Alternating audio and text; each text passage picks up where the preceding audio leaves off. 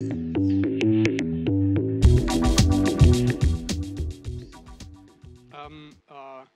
also make the link with the other partners, because I think it's a really important part. And I mentioned interdisciplinarity also in my title, because I think it's really one of the strong points we have here. We collaborate very, very closely with different hospitals, with many partners from like related fields, but fields that often need a bridge to be done. And one of the things that I want to mention is the SENS, which is an innovation and research center. It's really between the University Hospital, University of Lausanne, and us, where we're trying to also implement this interdisciplinary research, really bringing people from very different worlds together.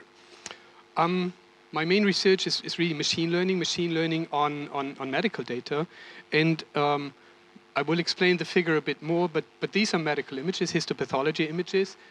These are reports, and this is sort of a semantic field that we're working in, like mapping images plus text onto semantics, and then trying to develop tools for decision support. So clinicians are using our tools, and that's also why we really need the feedback from these clinicians.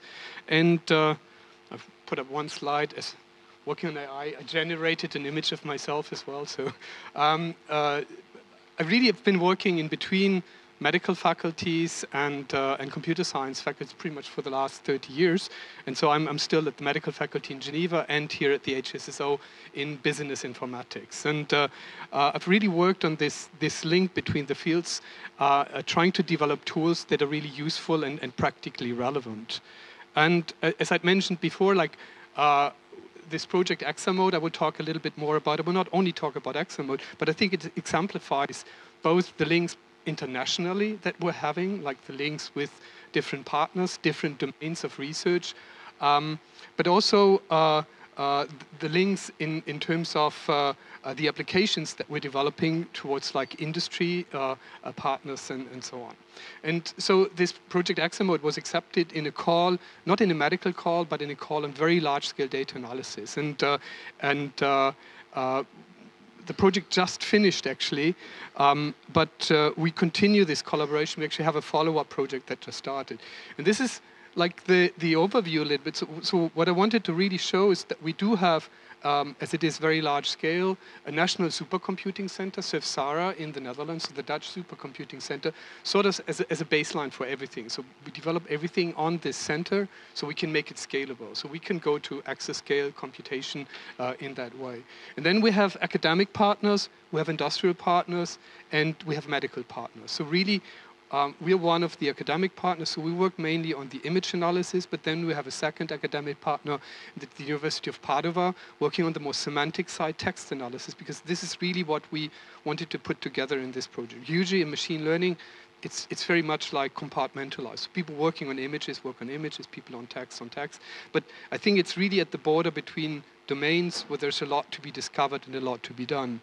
Our medical partners were really then they were providing data, annotations, giving us feedback. So when we develop tools, it's important that somebody actually uses them and tells us, this is working well, this is not working well. And then also developing applications that are actually useful. So not like what clinicians say, this influences our decision-making, it has an impact on the patient. Because quite often, again, in machine learning, evaluate how good we are in distinguishing several diseases. If they're treated the same way, clinically it doesn't make any difference. And that's quite often what unfortunately happens.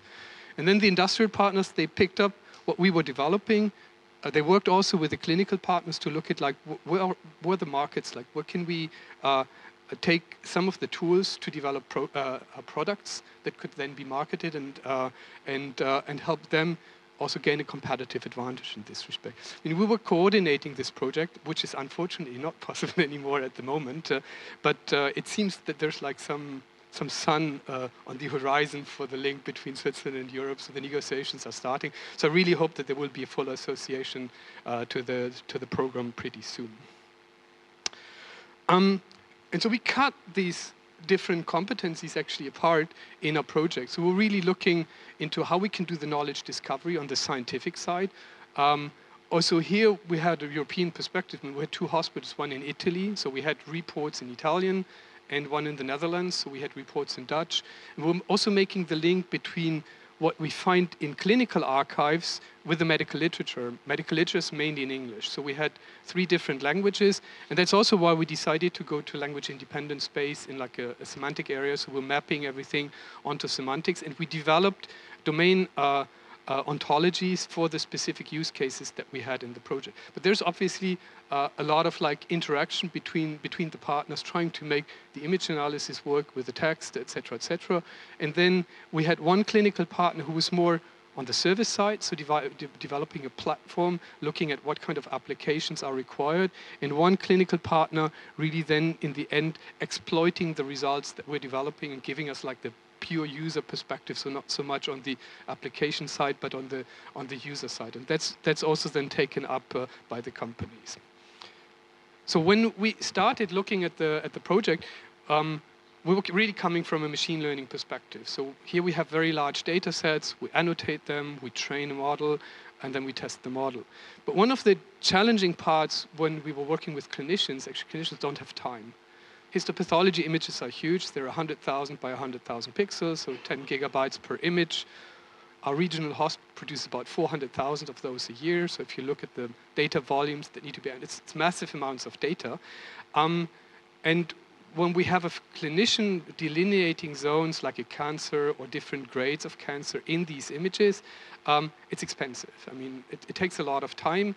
So we had trouble getting these labels. So what we wanted to do is work with weak labels. Or like if we have manually annotated data, we take that as well. But particularly because we do have the reports, like every medical image has a report attached to it where a specialist views the image, describes what is seen in the image. So we took the reports, did a semantic analysis in the different languages, and then mapped these onto the concepts that we would like to annotate. And if we have enough data, we can do weak annotation or semi-weak annotation in that respect to improve our models. And what we could see in the end that this actually leads to almost the same result as having strong parts. We wanted to really combine the multimodality to look at like what are the links between text and images and how we could fit these. And again, mapping also the image parts directly on the ontologies. We wanted to make things scalable because again, in the medical, like in the machine learning field, quite often we work on limited sizes of data sets, particularly because medical data are often not available in unlimited quantities. So we wanted to make it scalable, and that's why we also took a supercomputing center where we could really check to run things on 100,000 GPUs, for example, really trying out like what are the limits and what are blocking parts in that respect. And another part, we didn't only want to work on the clinical side, but we also wanted to exploit the biomedical literature because it has many advantages. All the images are publicly available. Like here we concentrated on the open access literature because it's there's a repository that the National Library of Medicine in the US maintains that is updated pretty much every week with new images. So we get new images, interesting images. They are easily available, and there are millions of them. But they don't have structured data. And we don't know about the quality because often when we look at journal figures, I mean, the quality is degraded, for example. Inside the project, at the very beginning, we had the idea to work on cancer because it's one of the major diseases. I mean, the project started 5 years ago. So and then we wanted to work onto cases where there was not as much research as maybe on others. So there was a lot of work at the time on breast cancer, on prostate cancer. So we decided to look at other cancers that are very frequent, colon, lung, cervix, uterus, but also celiac disease as a non-cancer disease. And that was really discussed with the clinical partners, and with the companies as well, because it's important to have a model for that. Now I'm getting back to the image that I'd shown before. So these are the images that we have. Then we cut the images apart because they're too big to be treated directly. So we're cutting them into patches. We're analyzing the text in the different languages, map the text onto the semantics. And then by extracting the labels, we're trying to see like which patches correspond to what type of concepts that we're extracting. And based on that, we can then segment the images or do a staging, grading approach where we would then give the clinician sort of quantitative data about the images, highlighting the regions where specific things occur, so the clinician could then look at that and use that as input for the clinical decision making. So mainly it's treatment planning or looking at treatment response to a cancer or things like that. And we used, it's too small to be read, but we had our own data sets that we acquired in the hospitals. That takes time. I mean, we had an ethics request. Then when that was granted, we started acquiring retrospectively patients and their data, scanning them, and then making it available, including the reports. But we also realized that there's a massive amount of data available publicly in different repositories. Particularly, the NIH really pushes all of their funded research to be available, and that is something that we use. Obviously, we cannot control all of the parameters. We don't have the exact quality of these images. We cannot guarantee like what type of annotations they would use. But it allows us to complete what we have and also make sure that whatever we train in our machine learning algorithms can generalize to other data as well. Because every different hospital has their own lab, their own way of dealing with things. And we want something that could be applied in a variety of hospitals. And one of the company partners really started working also on a viewer. So it's similar to like Google Maps, because you have these large-scale images that you cannot really show on screen. So you can zoom in, you can zoom out, and that's how clinicians work. And then we can put these overlays on the images, mark regions. They can annotate, they can modify the areas.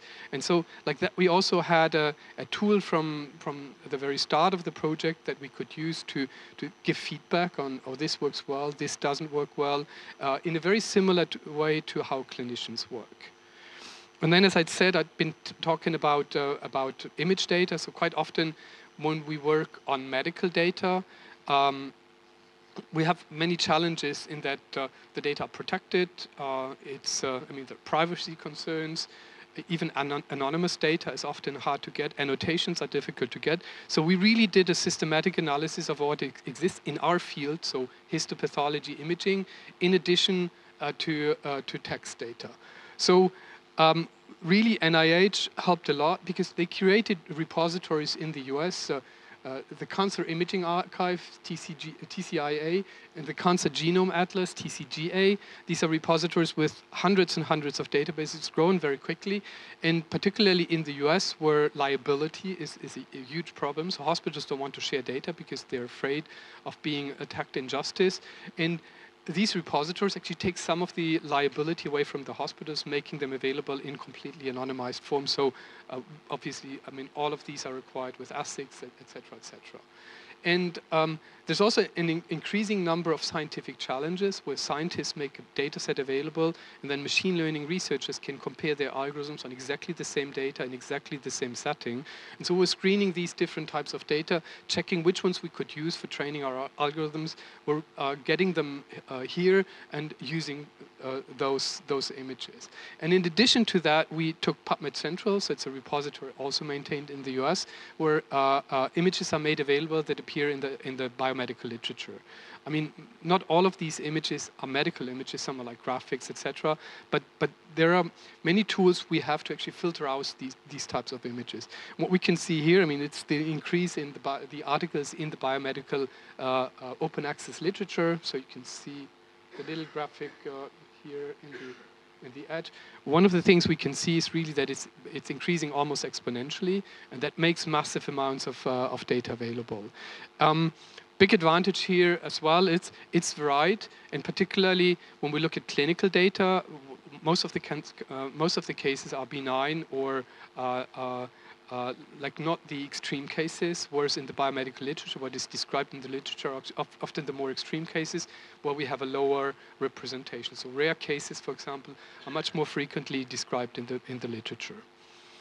There are many challenges. So we developed really a whole pipeline of scanning through these over 20,000 images. So quite often we have this like compound figures, so images put together. So we had to cut them apart so we could treat them separately, look at the caption, trying to attach the caption text always to the images or the sub-caption text.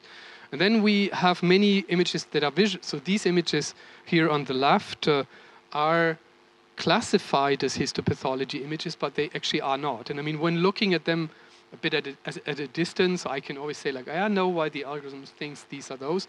But over time, we can really improve our algorithms, give feedback, give positive, negative examples, retrain, and like that, we can actually have automatic pipelines to look at these 20 million images, and it's increasing exponentially. So every year there are 5, 6 million images that are added to that, which also gives us new cases. I mean, new diseases that are discovered in this way. And we classify, so we remove small images, strange images, where we figure the quality is not sufficient. Then we classify them into figure types. So we developed also with other researchers a hierarchy of these figure types, again, using image and text data. Then we remove everything non-relevant. So we want only, like here, we want to focus on histopathology images. Among these 20 million, I think we have 200 or 300,000 histopathology images. We cut apart compound figures. One of the things we initially didn't look at was like a lot of animal tissue, because there's a lot of animal experimentation, particularly in cancer research, that we don't want to really compare. And then we can look at the grading, staging. I mean, it gets a smaller number of images, but it really allows us to use these types of images. And just want to say a few words also about natural language processing on medical data. I mean, this is the partner at the University of Padua working on that. But there's a lot of non-trivial things when analyzing radiology, or like histopathology reports. So there's a lot of abbreviations, weird abbreviations that nobody necessarily knows. I took at Wikipedia just to look at like AB. I think there are like 40 different abbreviations for something starting with AB. So a lot of spelling mistakes. Reports are quickly written, technical language, sometimes Latinized terms, sometimes mixed, many synonyms, nested, complex phrases. I mean, it's really difficult to look at that, and particularly negation was one of the difficult parts. I mean, everybody who has like a scan of the lung, the word smoker will appear. It's a non-smoker, rare smoker, smoked in the past. I mean, and so it's not only the occurrence, but it's really the meaning. So we need to analyze longer text phrases to understand what is behind it. Sometimes with like double negations or like little evidence of, it's not really negative, but it's sort of like in between. So we have many different levels. So this means the physician cannot exclude something, but he thinks that it's likely not there. So we need to identify. So when interpreting the text, then we obviously need to really pay attention that to do these things right.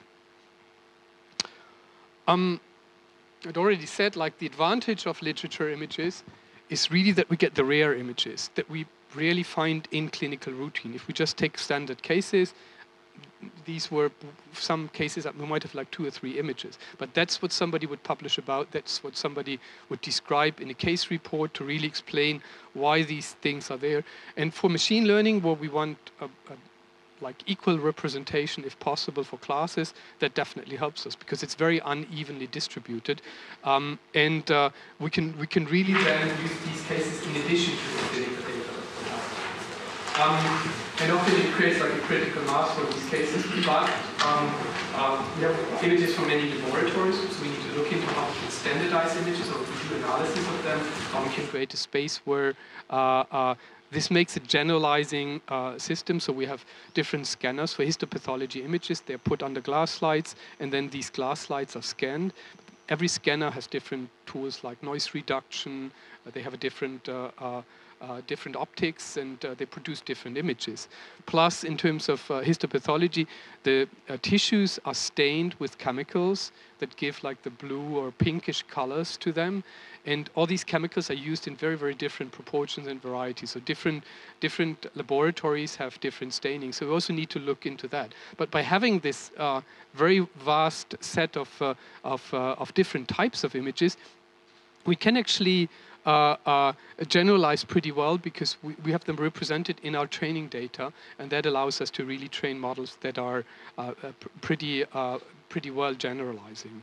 And I mean, the big advantage is also it's increasing content, so we get more images. So if we have new machines coming to the market, automatically we will get images with these machines, because again, that's what people would publish with first. If you have a machine that nobody else has, I mean, you can easily publish on it and show how well these images look.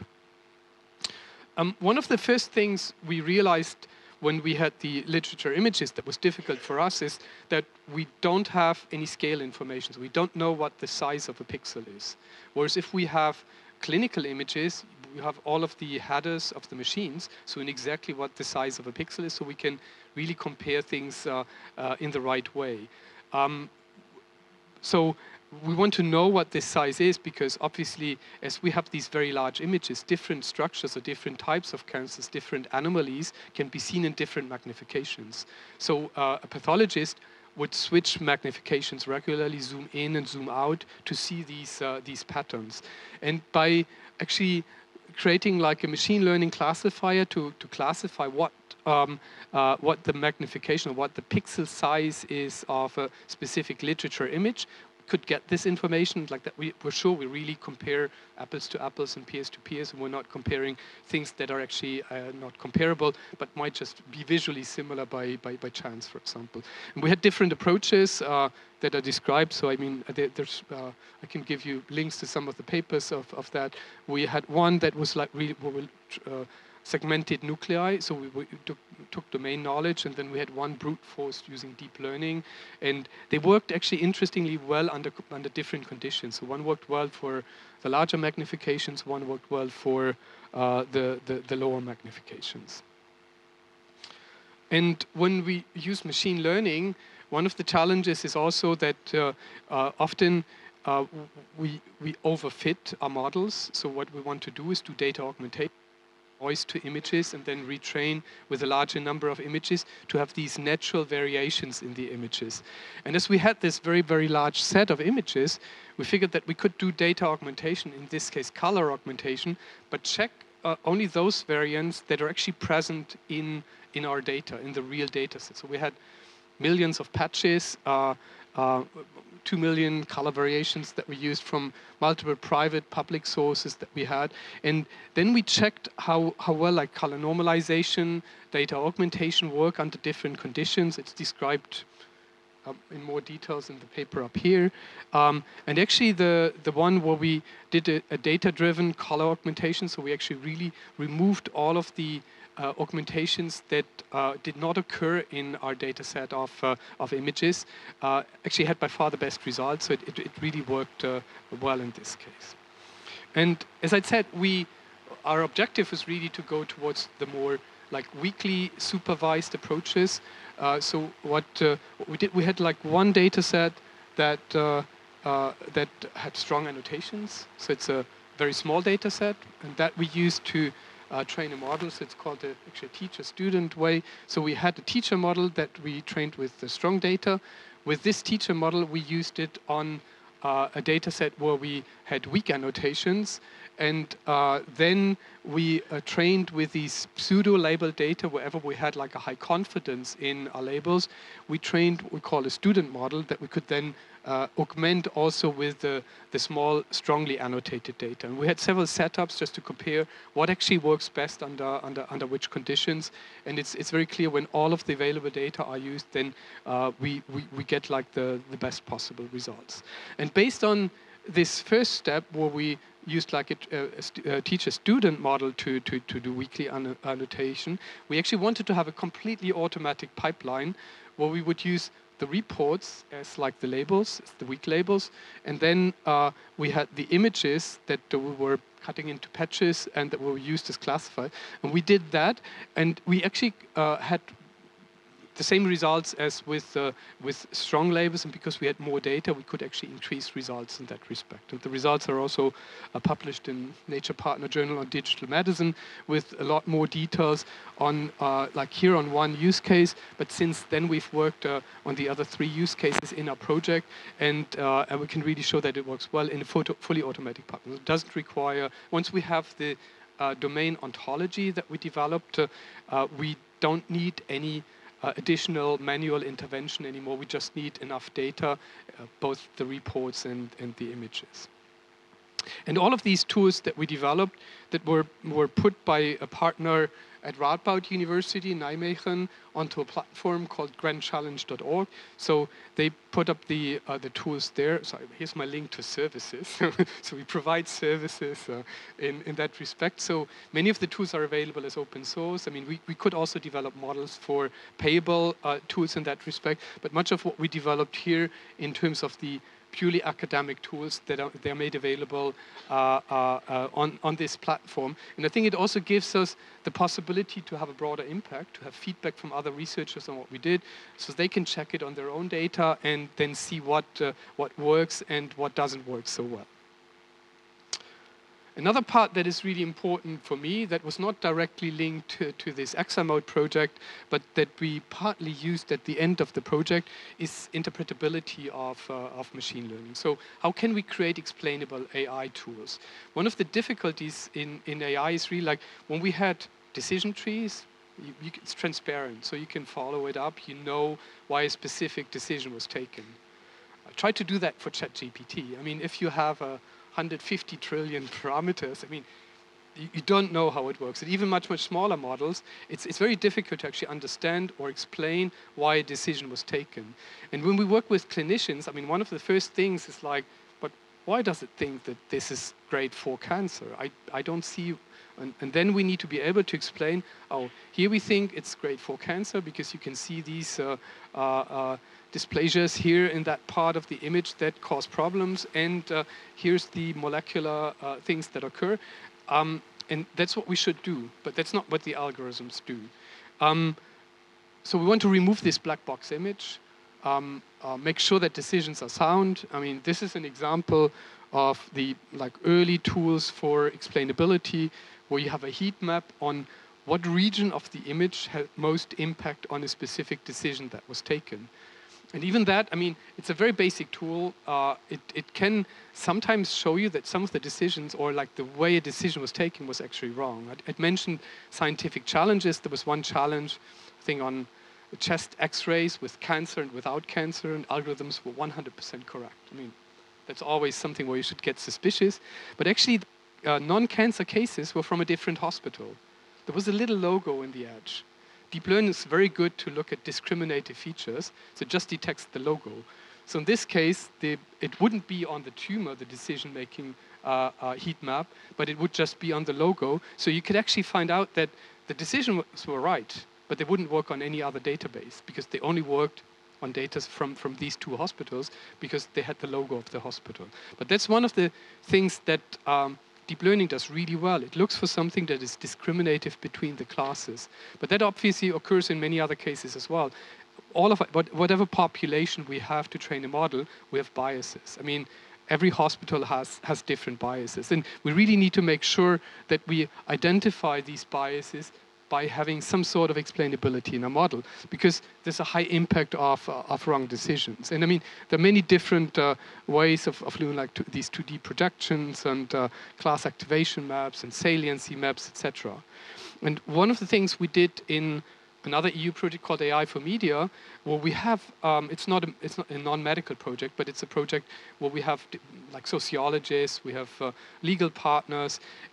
We actually looked at how can we develop a taxonomy for interpretability. And I mean, if you're interested, there's the web page of the workshop is available. There was a paper published out of that where we looked at all these terms like interpretability, explainability, transparency, accountability, fairness, reliability, robustness. All of these terms are related.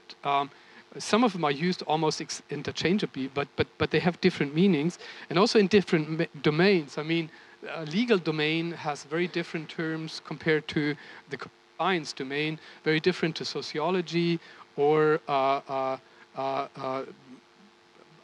we're trying to make the link between them, explaining them how they are used, why they are used in this way, and how we can really make sure that people use the right terms for the right concept. And one of the things we developed here in Sierra with one of my PhD students. It's something called regression concept vector. So where we actually looked at the inner working of a deep neural network, and we're trying to map that onto features that are understandable by humans. So in this case, we're looking at histopathology, so cancer images of different tissue types. And we identified that currently many clinicians use it like 3 general criteria: the size of the nuclei, so if they're getting bigger, then there's degeneration, so there's a higher chance of cancer.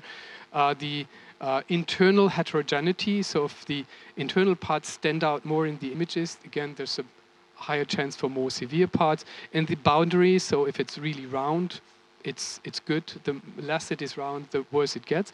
And then we were checking when we did a classification, to what degree these things actually correspond to these 3 criteria. So we could always say, oh, these are correlated, and the decision was taking 30% because of this, 20%. And then we also have a part of the decision that we cannot explain, that are features that we don't have.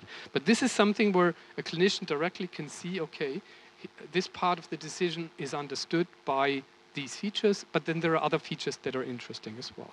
And I mean, this can be used for interpretability, but understanding what part of a network is responsible for specific things can also help us to really improve actually the performance of what we're doing. One of the main data sets that are used in machine learning is ImageNet. So they have different objects: cats, dogs, planes, birds, in different scales in the images. And most of the networks that are used on medical data are pre-trained at the moment on ImageNet, because there are millions of images available and they're very broad, so they develop broad features. So but for histopathology, this is something we don't want, because enlarged nuclei are a bad factor. So we don't want it to be scale invariant. So we actually identified with these regression concept vectors which parts of the network are responsible for scale invariance, removed these parts, and had a much better performance. So again, if we understand better, we can manually modify. I mean, we lose part of the beauty of deep learning, that you have input data, you have output data, like output classes, and everything else is done automatically. But we can really influence it in a way that we can model human knowledge in that respect. And we also worked with clinicians on different ways of visualizing it, because I showed these heat maps. They are broad heat maps, but when we look at cells, we actually often want something much more specific, where we actually correspond to like the tissue types, the cells, etc., that we have. And so we developed different models. I don't need to go into more of the details because I'm also running out of time. But I really wanted to highlight this interpretability, that I think it's a really important part when we want to integrate such tools into clinical practice, to be able to explain why a decision was taken in a way that is really understandable for the user, so they can integrate that with other knowledge on the patient, on the data. And the XR-Mode project really looked at many of the current challenges that we had, and some of them are partly solved by the project, looking into making things scalable, learning with weak labels, so we don't need manual interventions in what we're doing, and also looking much more towards multimodal data that is complementary in the decision-making process. And at least in medicine, basically all images have reports attached to them, so it's data that is available that we can use. And there's more information on the different web pages from our group, the publications, the XR-Mode project, and also the SENS Innovation and Research Center. I would like to thank the European Commission also for continuously funding us. And obviously, this is really teamwork. So we have a fantastic team here that works on very different aspects, multidisciplinary team of people working on these different parts. Thank you very much.